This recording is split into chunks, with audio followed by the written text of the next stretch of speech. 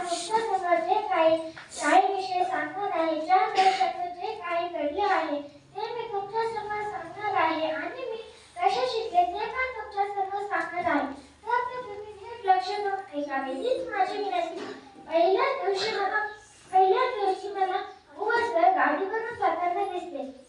तेव्हा मला बुवा सर म्हणाले शाळेत ये. मग मला गौरी आणि शुभम शाळेत घेऊन आले. तेव्हा मला नवीन वाटले, कारण की माझ्या शाळेचा पहिलाच दिवस होता. पहिल्या दिवशी तर सगळ्यांनाच भीती वाटते, पण मला काहीही भीती वाटली नाही, कारण की ही शाळा भीतीदायक नव्हती.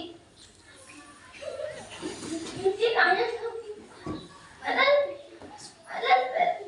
मला सरांनी आत्या वाटत काढायला दिल्या. मी आत्या वाटत काढल्या, पण माहिती नव्हतं की हा घरचा अभ्यास आहे म्हणून.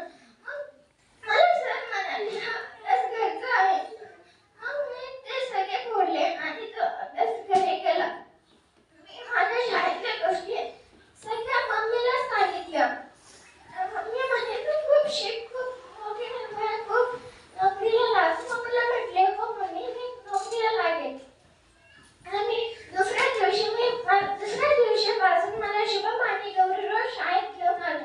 मला मग हळूहळू या शाळेची सवय लागली. ही शाळा इतकी छान होती ना की मला स्वप्नात पण नव्हती वाटली की ही शाळा इतकी सुंदर असेल म्हणून. जसं मला या शाळेची सवय लागली तसं माझा लगाव वाढत गेला. मला खूप चांगले शिकवले. मी खूप मजा मस्ती केली. मी पहिली दुसरीतून तिसरीला गेले तेव्हा आमची सगळ्याची शाळा सुरू होती.